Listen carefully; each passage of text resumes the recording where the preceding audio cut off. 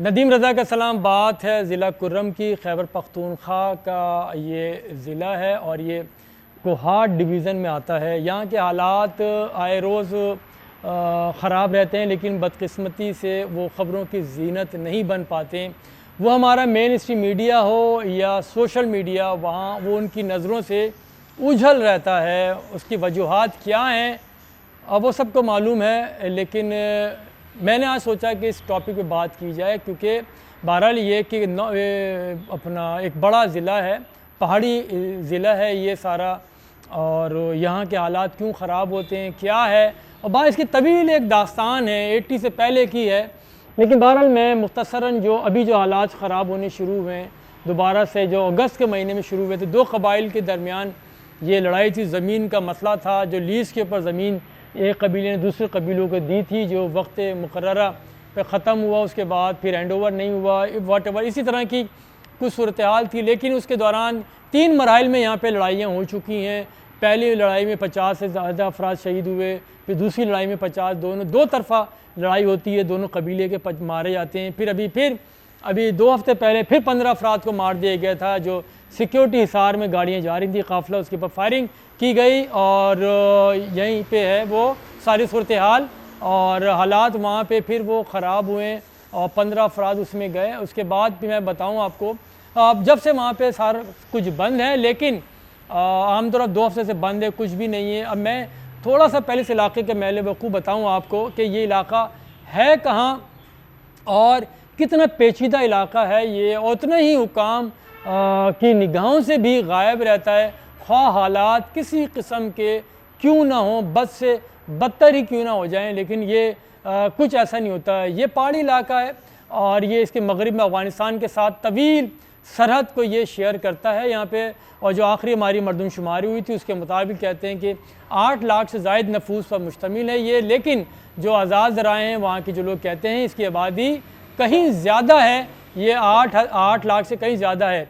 और इनमें से जो कहते हैं 42% जो आबादी है वो अहले तशी की है। इसके अलावा और दीगर अक़वाम के लोग भी यहाँ पे आबाद हैं। और ये जिसे मैंने कहा कि ये 3000 कोई कहते हैं कि 3000 नहीं, गालिबन 3,500 के कोई किलोमीटर के करीब जो ये इलाका है। और यहाँ पे सारा पूरा का पूरा ये इसका सदर मुकाम जो है पारा चनार है। और पाकिस्तान किसी भी यानी शहर के मुकाबले में अगर ये कहें कि ये कुर्रम अफ़गानिस्तान दारुल हुकूमत काबुल से बहुत ज़्यादा करीब है, और अफ़गानिस्तान के जो दिगर जो सरहदी सूबे हैं, खोस्त हो गया, पख्तियाब हो गया और लूगर हो गया, ये सारे उसके करीब लगते हैं।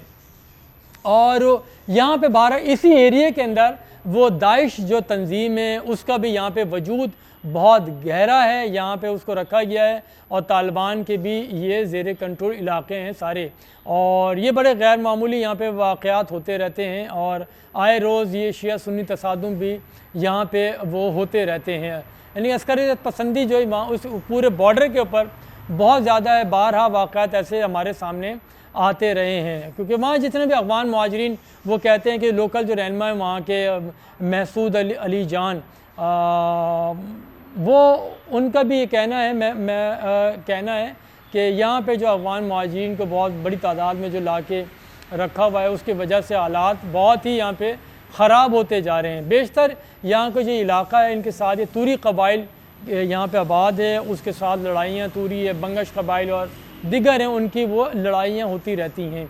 लेकिन इसमें जो आखिरी जो जंग हुई थी लड़ाई, उसको कहें कि वो भी बड़ी खौफनाक लड़ाई थी, जिसमें बड़ी कीमती वो जानें उसके अंदर ज़ाया हुई हैं। फिर वो जो ताज़ा तरीन लड़ाई जो शुरू हुई थी, जो मैंने बताया था कि जो कबाइल के दरमियान जो ज़मीन का जो तनाज़ा था वो वहाँ पे होता है कि जब एक ग्रुप एक कबीला दूसरे कबीले को यानी कि ज़राअत के लिए या किसी और मकसद के लिए ज़मीन का टुकड़ा देता है, तो वो फिर वापसी नहीं होती उसके ऊपर, फिर वो एक लड़ाई शुरू हो जाती है।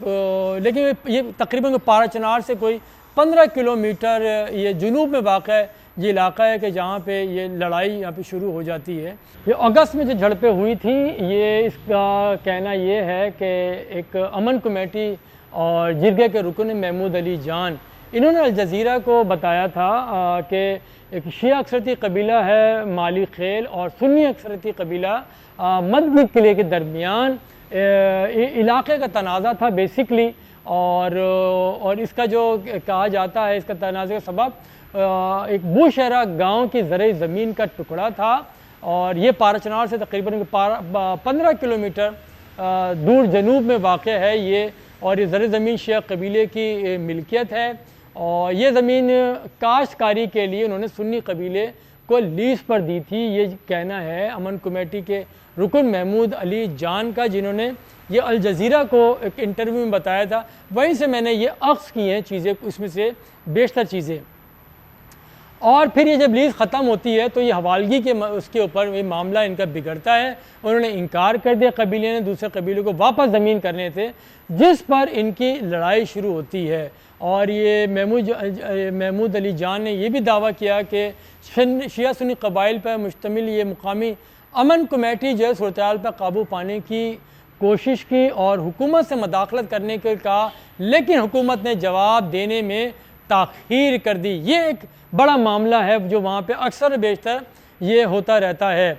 और इब्तदाई तौर पर रियासत यहाँ पे मुकम्मल तौर पर गायब रही, और इसकी वजह से ये लड़ाई एक इलाके से पूरे ज़िले में फैल गई। और बदकिस्मती से इलाके में फ़ौजी और नेम फ़ौजी एहलकारों की भारी मौजूदगी वहाँ पे थी, लेकिन उसके बावजूद ये लड़ाई क्यों फैली, ये भी एक बहुत बड़ा क्वेश्चन मार्क है। ये जो अमन कमेटी के रुकन हैं उनके मुताबिक उनका ये कहना है कि सूरत-ए-हाल बहुत ख़राब इसलिए हुई है कि हुकूमत ने रद्द-ए-अमल में ताख़ीर की उसके ऊपर। और ज़िले पुलिस अफसर का कहना एक है कि हुकूमती बेअमली के इल्ज़ामात की बहरहाल वो तरदीद करते हैं। वो कहते हैं कि ऐसा हरगिज़ नहीं है कि क्योंकि जो इब्तदाई लड़ाई शुरू हुई थी, रियासत ने फ़ौरी तौर पर इसको रोकने के लिए कार्रवाई की थी। हाँ, लेकिन उन्होंने तस्लीम किया कि अफरादी क़ुव्वत की कमी और दुश्वार गुजार रास्तों की वजह से हुकूमत में जो रफ्तार थी इसको रुकवाने की, यस उसमें ज़रूर यानी कि मसाइल उनके हाइल हुए हैं, अदरवाइज़ तो उन्होंने प्रॉम्प्ट एक्शन लिया था इसके ऊपर। कुर्रम अपने पहाड़ी इलाके की वजह से एक बड़ा मुश्किल इलाका कंसिडर किया जाता है। अक्सर यहाँ पे मुकामात पहुँचने में घंटों लग जाया करते हैं, इसीलिए। और बहरहाल क्योंकि अफ़गान सरहद के साथ ये गैर महफूज इलाका है, क्योंकि तवील सरहद है और लोगों के पास जदीद तरीन हथियारों की रसाई उनकी बहुत ज़्यादा है। सबके पास ही तकरीबन हर कबाइल के पास वेपन से बहुत बड़ी तादाद में वेपन से। तमाम उन्होंने वाज़ेह तौर पर कहा TTP या किसी दूसरे मुसल्लह ग्रुप की मुलव्विस होने की जो जिरगे के अरकान जो है उन्होंने भी तरदीद की है। लेकिन बहरहाल ये है कि एक आध बंदा ये लड़ाई शुरू करता है और उसमें सारे के सारे ये लोग मुलव्विस हो जाते हैं, क्योंकि उनका कहना ये, पुलिस अफसर का कहना ये है कि ये बूशहरा गांव है जहां ज़्यादातर लड़ाई हुई है। लेकिन सवाल ये है कि फिर वो दिगर इलाक़ों में कैसे फैल गई। फिर वही कबायली रहनुमाई जो है जान वो कहते हैं कि अगर ये मौजूदा कशीदगी का मरकज़ ज़मीनी तनाज़ा है, लेकिन ख़ित्ते में फ़िरक़े-वाराना झगड़ों की तवील एक दास्तान है, तवील तारीख़ है। दोनों तरफ से कुछ ना कुछ वक्फ़े से इस तरह के वाक़यात होते रहते हैं जो खूरेज़ तसादुम में तब्दील हो जाया करते हैं। कुर्रम के इलाके में मुख्तलिफ़ कबाइल के दरमियान बेशुमार ज़मीनी तनाज़ात मौजूद हैं। 1947 में बर-ए-सग़ीर पाक व हिंद की तक़सीम से पहले से ये तनाज़ात जारी हैं। यहाँ पे ये कबाइल जो रहनुमा हैं महमूद अली जान, वो उनका कहना ये है। लेकिन जब भी कोई चीज़ मुतारिक होती है तो इसे फ़िरक़े-वाराना रंग दे दिया जाता है। ये एक अलमिया, हालांकि ऐसी कोई बात नहीं होती कि कोई फ़िरक़े-वाराना बात हो। कुर्रम यानी कि जब तक फाटा का हिस्सा था तो यहाँ पे पानी के रास्ते, जंगल और जायदादों की तनाज़ात पर पॉलिटिकल एजेंट्स जो थे वो मिलकर तनाज़े हल किया करते थे, और इसकी मामनत के लिए 3 असिस्टेंट पॉलिटिकल एजेंट्स भी हुआ करते थे। और फिर लेकिन नए निज़ाम के तहत अब पूरे ज़िले में 1 दर्जन से ज़ायद असिस्टेंट कमिश्नर हैं, और इसी तरह से असिस्टेंट कमिश्नर रेवेन्यू भी वहाँ पर मौजूद हैं। लेकिन हालात दुरुस्त होने के बजाय बदकिस्मती से ख़राब तर होते जा रहे हैं। और बूशहर के जो में जायदाद का जो तनाज़ा है फायरिंग से पहले वो क्यों हल नहीं किया गया, और फिर जो दो ख़ानदानों की जो लड़ाई थी उससे वो पूरे ज़िले में वो कैसे फैली, एक ये भी तो सवाल, एक बहुत बड़ा सवाल है। अब यहाँ पे कबायली रहनुमा इसमें वो मज़ीद वो कहते हैं कि जो हालात हैं ये यहाँ पे जो फ़िरक़े वाराना जो इसको रंग दिया गया है ये एक ठीक नहीं है। और इस तरह के तसादुम वहाँ पे 2007 में भी शुरू हुए थे, वहाँ पे भी बड़ी हद तक यानी कि लड़ाई हुई थी जो 4 साल तक जारी रही थी। उसमें भी कई देहातों को आग लगा दी गई थी, फिर हज़ारों लोगों की नकल मकानी हुई, मुल्क छोड़ के चले गए, दीगर इलाक़ों में पनाह ली, कुछ लोग अफ़गानिस्तान भी मुंतकिल हो गए।